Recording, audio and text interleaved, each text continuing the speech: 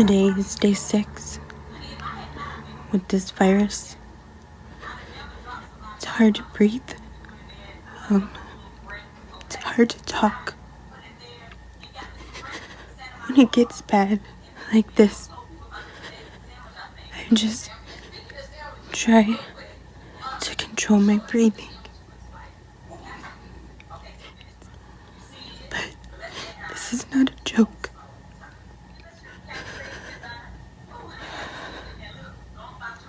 This virus is hell.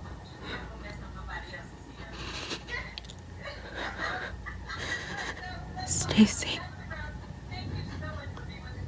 That was 6 months ago. 37-year-old Cassandra Hernandez contracted the coronavirus, and it affected her in ways she never imagined, debilitating her and nearly taking her life. Today, she is with us here in studio, and she is COVID-free. She is our guest on the Spotlight with Sarah. Cassandra, welcome to the show today. Thank you for having me. We're so glad to have you here as well. Now, today you are COVID-free, but the symptoms that you've had to deal with for the past few months have been a nightmare. They've been something you never imagined, and a lot of people don't expect are part of COVID, especially for somebody as young as you, 37 years old. How are you doing today? Today I'm feeling a lot better, but still struggling with symptoms, post-COVID syndrome, a lot of debilitating symptoms that I'm still in rehab, still trying to cope, still trying to fight for my life. I feel like I'm fighting every day, and it's a struggle. So it's been 6 months and your life is still not back to normal. This is all about recovery for you right now. Still recovering, still in neuro rehab and recovery. I'm doing physical therapy, occupational therapy, speech therapy.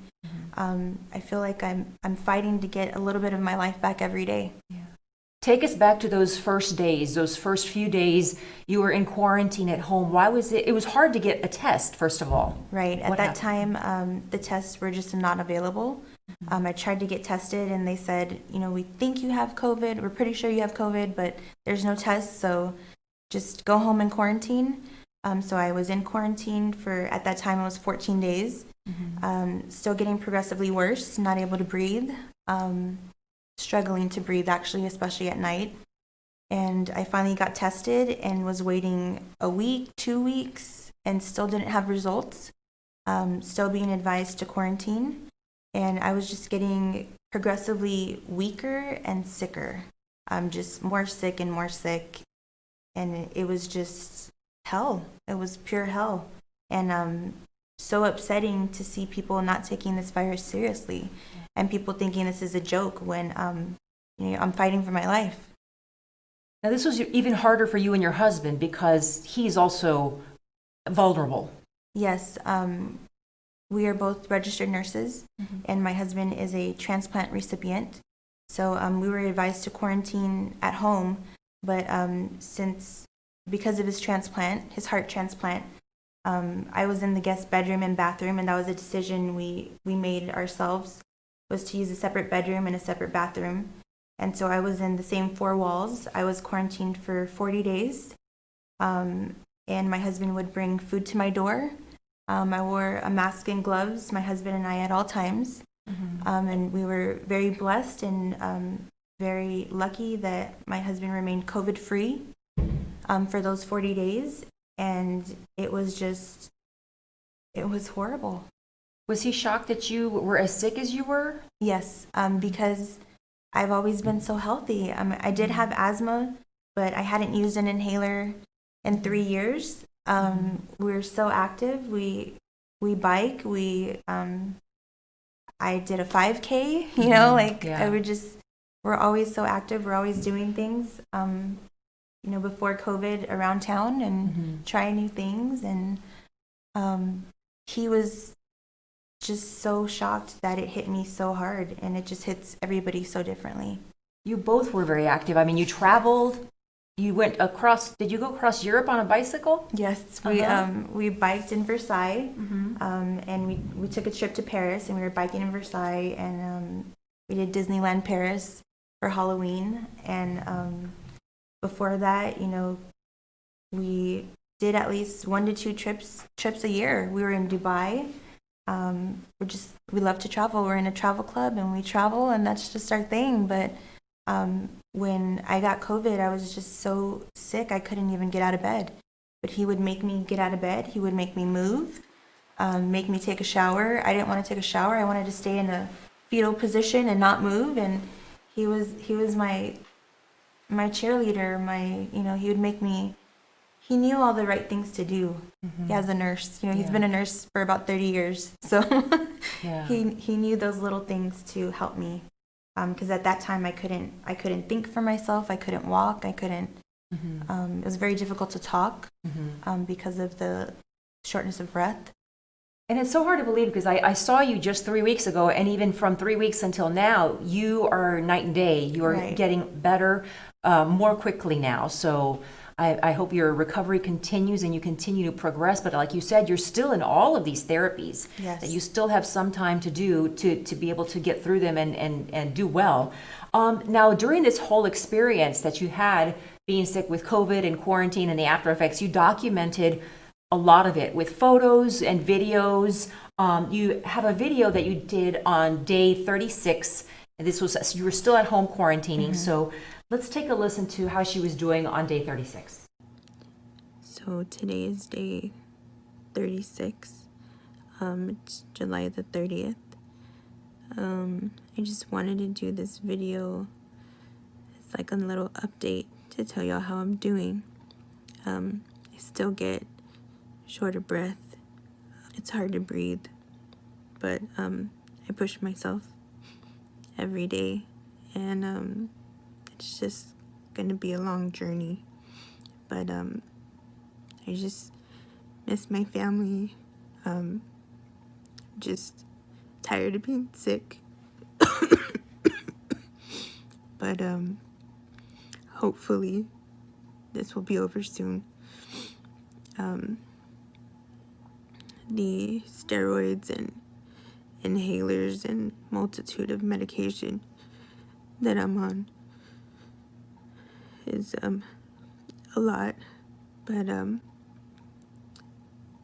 seems to be helping. Just to my family, I miss y'all, and continued prayers, and hopefully this will be over soon. Now, as you watch that, what comes to mind? I mean, it must have been really hard to be so close yet so far from your family. What was that like for you? It was horrible. My family means the world to me. My husband and my family are my support system. Our family is very, very close. I lost my mom 5 years ago in a tragic accident, so my family is everything to me. And because of COVID, not being able to have them around was heartbreaking. Being in the hospital without any visitors was very hard, extremely hard. Having to see my husband, through a window miles and miles away, and having to see my family members in rehab again through a window. It's just not the same. I mean, we're huggers. Mm-hmm. We like to hug. We like to be around each other. We like to, have parties and get-togethers, as many, Hispanic families do. And not being able to do that, and having to find that internal strength, and getting, I'm close to God, so having my faith and my family sending text messages and being, that strength was everything to me, because I couldn't physically see them or be around them. It was a very difficult time for you, but after 2 months, you were finally COVID-free, but you were still dealing with the after effects that were just a nightmare on your life and have just changed your life completely. If Gerardo could roll, or if our director could roll the video of some of the things that you went through, if you can roll that video. Baby, how are you? I'm okay. All right. Yeah. You have a headache? Yes. Yes. Okay. Yeah. But I'm okay. All right, good. I just don't like when this happens. Yeah. And it was the channels, moving the channels on Netflix, Yeah. Yeah. side to side. It messed with your eyes. Yeah. Yeah. And then I don't feel good. Yeah. Yeah. You're okay. Okay. You'll get better. Yeah. Yeah. Yeah. You're better. Love you. Love you. You see that you had to learn to walk again. You had tremors. You had memory loss, Yes, ma'am. dizziness. I mean, what was that like for you? It was life-changing. Like I said, I'm a registered nurse. I'm used to doing 6 to 7 miles a day at work. I work in a 22-bed OR operating room, so I'm used to being on my feet all day for a 12-hour shift. I'm used to doing what I want when I want. I'm used to being able to drive. All that stuff I just feel I was robbed of. COVID took that all away. Now, when you see video of yourself going through the tremors and walking with a walker in a wheelchair, what is that like for you? I mean, this was really hard right here. It's sorry. It's so hard to see everything I've been through. But you're really brave to share your story because a lot of people don't understand. And I'm sorry. I want people to know that it's real. Sorry. And it's not a joke.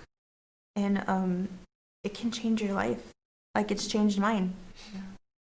And it was such a battle, and I feel like it's still a battle. It was a battle to get physicians to listen to me, I was told that COVID couldn't affect the brain, that COVID couldn't cross the blood-brain barrier, and I was having all these neurological symptoms, and I had physicians tell me it was in my head, and to fight, my husband and I, to fight and just keep on fighting. It was a struggle, but I'm also very proud of myself because I didn't give up. Mm-hmm. Like amazing to see just really the resilience and the strength that you have even at your weakest moment. Mm-hmm. You're not giving up. Nope. And I still try to remain positive because that's what I knew my mom would have wanted, and my family and my husband. I couldn't let him down, and I'm not going to let him down. Mm-hmm. And also for myself. Even in all of this, in all of these videos that are hard to watch because you know yourself, and even looking at you today here with me, and to see what you went through in these videos at the hospital with all sorts of tubes and things connected to your body and your head, and through all of this, there's still a smile on your face. Mm-hmm. As you're getting through this this difficult, unimaginable time in your life. You're still smiling. Mm-hmm. And you still have that fighting spirit in you. My kind of theme for the whole battle was Wonder Woman. I was gonna put those Wonder Woman shoes on and just deal with it. And my mom always said, you put your big girl panties on and you deal with it. So I just fought, and I continue to fight. I still have the tremors. I think one of those videos showed me stuttering and the tremors. I still go through that, and just so many symptoms. I still have very limited taste and smell. I'm losing my hair, gaining weight, night sweats. I can barely do simple math, addition and subtraction. I have 5 degrees, and it's just heartbreaking. But we just got to keep going, you know, You're fighting and you're going to make a comeback. God willing. Yes. God willing. She hasn't been able to get through this alone. As she mentioned, her family has been a huge support system, and she also found who she calls her angel doctor, who helped her get through the post-COVID effects. And when we come back, we're going to talk to the doctor who is helping Cassandra and COVID patients like her recover from these devastating after effects of COVID in a very special clinic based right here in South Texas. It was one of the first in the area to open up to help people like Cassandra. So when we come back, we're going to talk to the doctor who started that clinic. Don't go away.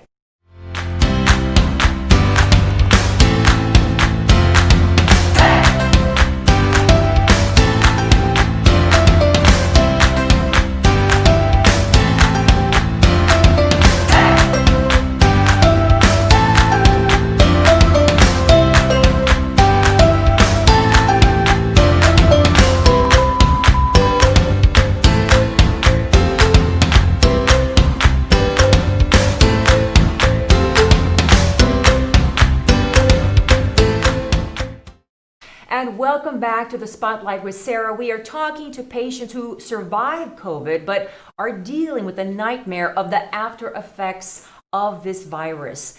In the beginning, these folks had nowhere to turn, no one who understood what they were going through. Once they were cleared of COVID, their lives were still affected. They were still very different until a doctor stepped in. Doctors like Monica Verduzco Gutierrez, who came in and understood what these patients were going through. She is the chair of the Department of Rehabilitative Medicine at the Medical School, UT Health in San Antonio.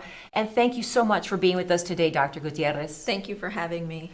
Now tell us about this clinic. What is it called? And you started this clinic. Yes, we call it the Post-COVID Recovery Clinic. And in this clinic, our goal is to help patients who have had COVID-19 and continue to suffer effects long term. Now, how did you realize that there was a need for this specific kind of care in this clinic?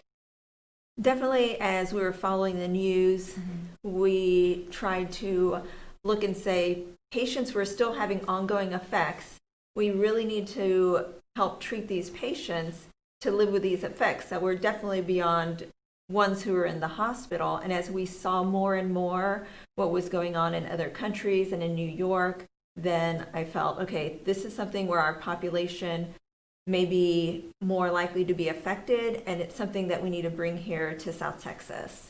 And this was a first of its kind clinic here in South Texas that you started. You have hundreds of patients now, and now other clinics are opening up to help patients like Cassandra.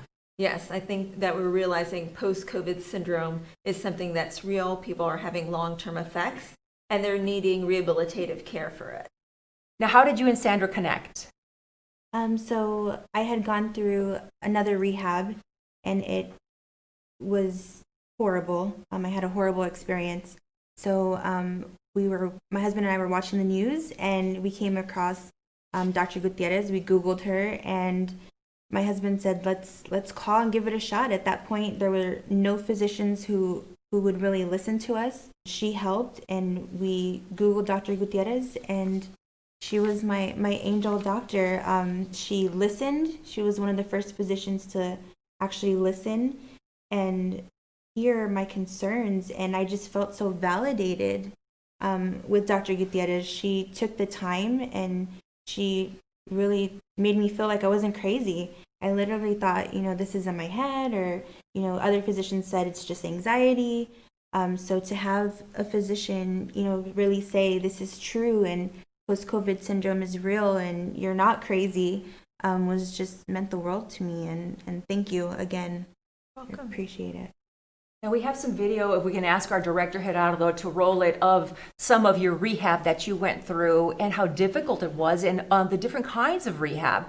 Because Dr. Gutierrez, Cassandra is just one of many patients with so many different symptoms that you see every day in all the different patients. How did you know what rehab to put her in? Everybody's so different. That is definitely something that we're seeing, that almost no two cases are the same, and especially when there's long-term symptoms, some of them almost all of them have fatigue, but then there's different ones. There may be pain, there may be problems breathing, some with different neurological conditions.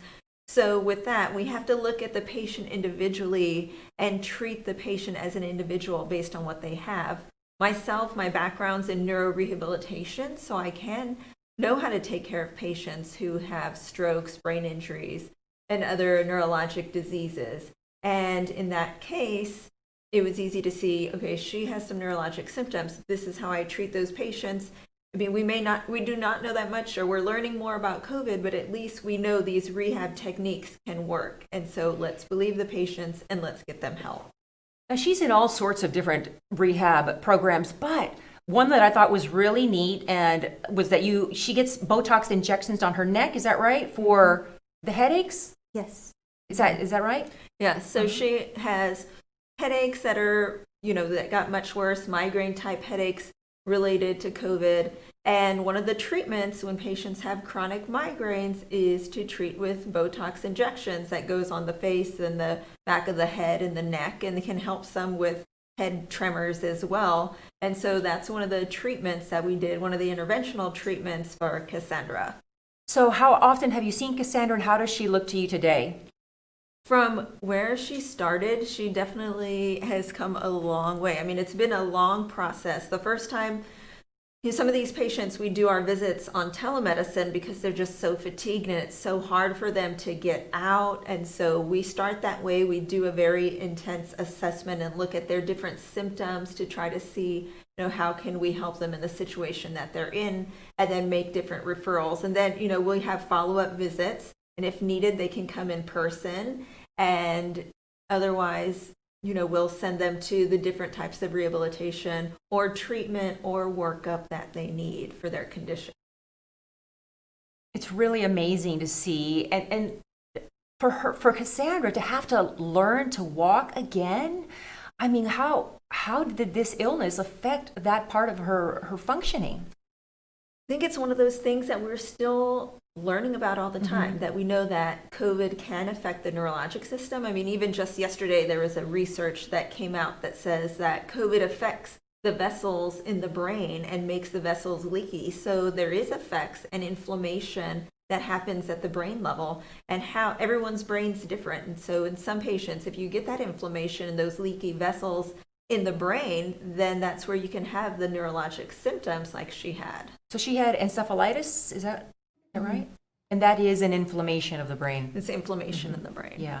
It's frightening what can happen, and a lot of people aren't really aware of all of these symptoms that you might have to deal with. And Cassandra, you're 37 years old. 37, you think, you're young and that you can go through this. I want to thank you both for being on the show today and sharing your experience, sharing your message. If there is something you wanted to share with the audience, Dr. Gutierrez, what would that be today? What I'm saying is, we still are learning more about this virus. It's still around. It's still very contagious in the community. So continue to take it seriously. Everyone's affected differently, and someone may be very healthy and they get a very severe course of the disease, like Cassandra, who otherwise you wouldn't expect to have such a terrible course. And so again, I encourage everyone to still stay safe when it's your time to get the vaccine, if you're able to get it, and to get help if you do have effects. Cassandra, is there something you'd like to share with everybody watching? Well, thank you, Sarah, for having us on and giving me the opportunity to share my story. Just everyone out there, just be safe, take this seriously. It's not a joke, and it affects everyone differently. We are still learning, and there's so much to learn about this virus. So just be safe and wear a mask, wash your hands, and listen to the science, listen to the physicians that are going to help you. And again, thank you, Dr. Gutierrez, for all of your help. And just be safe. Everybody be safe and cautious.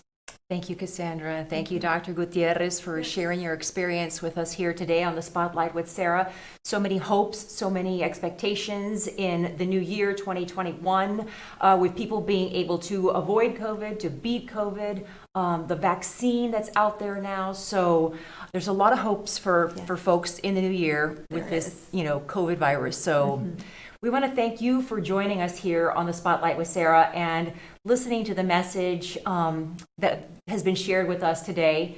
There's something we can all take away from this because there's something maybe we didn't know about COVID, something new that we could have learned. So thank you again for being with us today, and thank you for watching the Spotlight with Sarah, and stay tuned for another edition coming up very soon.